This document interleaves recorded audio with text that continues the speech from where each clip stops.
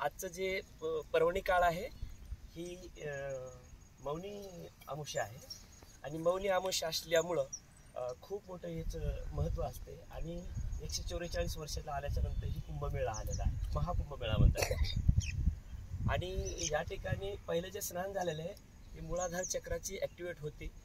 दुसरं जे स्नान झालेलं आहे ते स्वादिष्टान. आता आजचं तिसरं हे मणिपूर चक्र, म्हणजे आईच्या पोटामध्ये ज्यावेळेस राहतो त्यावेळेस आपण मौनच राहतो.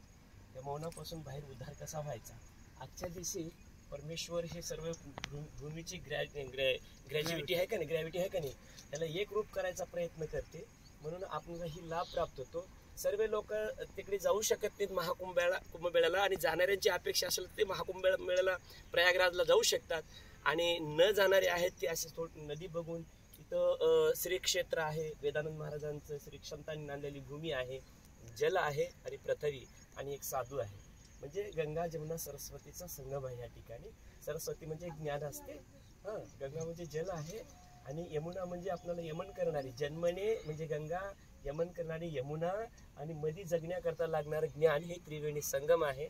त्या अर्थानं आम्ही आम्रपल्वा आहे, अमृत आहे या ठिकाणी, आदिमाय शक्तीचं आहे आणि इथं तुळशी दलवी आहे आणि ध्रुवाबी आहेत आमच्याकडे. आणि ही घेऊन स्नान करत असताना आजचे स्नान म्हणजे पूर्वज सुद्धा उद्धार होतात. दिवा विसर्जन करणे आणि सूर्यनारायणला तर्पण देणे आणि आपण सर्वांनी सूर्यनारायणला तर्पण देऊया.